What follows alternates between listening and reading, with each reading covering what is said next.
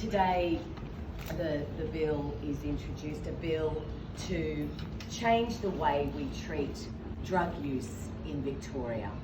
And this will finally treat drug use as a health issue, as we all know it is, the same as alcohol is, tobacco is. So for all drugs, instead of being given a criminal conviction or being taken to court or being arrested, you will be given a treatment or education notice by the police. This is in line with the government's own crime prevention strategy, which is all about early intervention.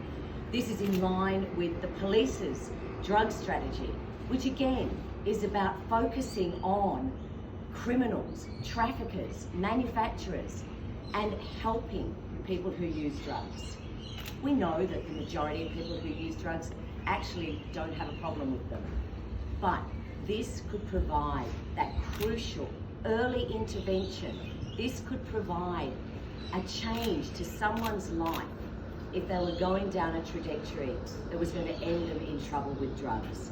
So this is sensible, this is reasonable, this is not radical. This is what other countries are doing, and the evidence tells us that we should be doing it in Victoria.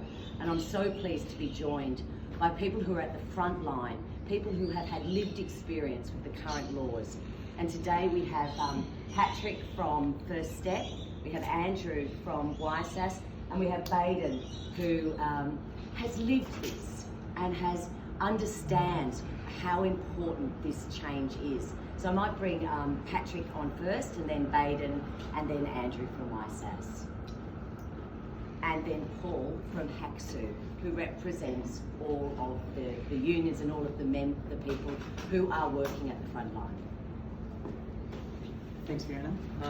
Firstly, thanks again for organising this birthday party for me. I greatly appreciate it. My first press conference. My name is Patrick Lawrence. I'm the CEO of First Step, which is a addiction, mental health and legal services hub in St Kilda. At First Step, we work in a really challenging environment, and that environment is made infinitely harder by the world's greatest public policy failure, the war on drugs. In my 20 years of working in the alcohol and other drug sector, I'm yet to meet a single adult who's struggling with addiction who has not been using drugs to manage their own pain and trauma. The greatest impact of our current drug laws is not on the recreational user, it's actually on the most vulnerable people in our community.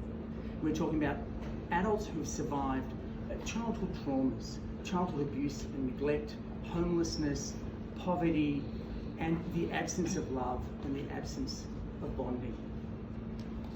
Most of us would move mountains to prevent harm occurring to a child. We'd leap Paddy Dangerfield-like into the surf.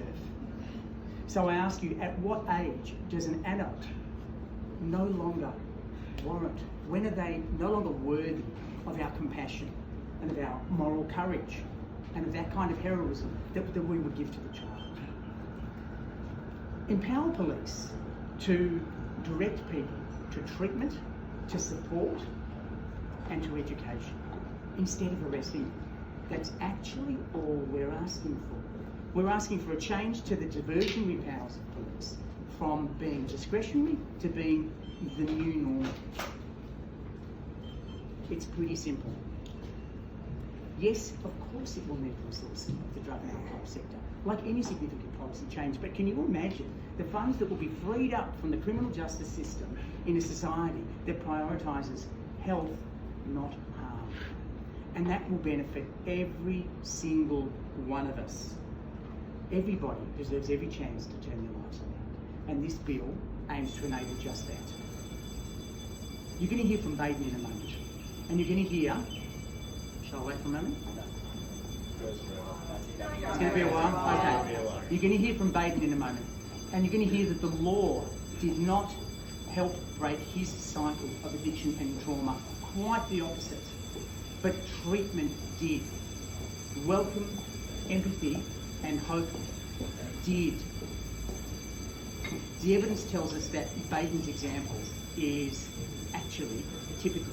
and that this bill will not increase the amount of drugs used in our society, but will increase access to treatment and will increase the chance of new beginnings. If we could design it again, knowing what we know now, does anyone think we would design a system like this, where thousands of people with mental health and addiction issues languish in prison and are in our court systems, where both recreational users and heavy drug users with significant addictions receive criminal sanctions? We all know it's madness. So it's up to the people in this building, this place of great power and of great privilege, to listen to lived experience, to study the evidence and to talk with the experts and then make a decision. To say that it's not a priority is simply not an answer. So be tough on crime, but let's have a rethink about what a criminal is. And if a criminal is anyone who uses illicit drugs, then 40% of the population of Australia and of the Western world are criminals, including Grace Tame, including Bill Clinton, including me. And that would be funny if the ramifications were quite so tragic. Thank you. If there are any questions for me, shoot. Otherwise, I'll introduce Baden. We might let Baden speak and then we'll open to questions.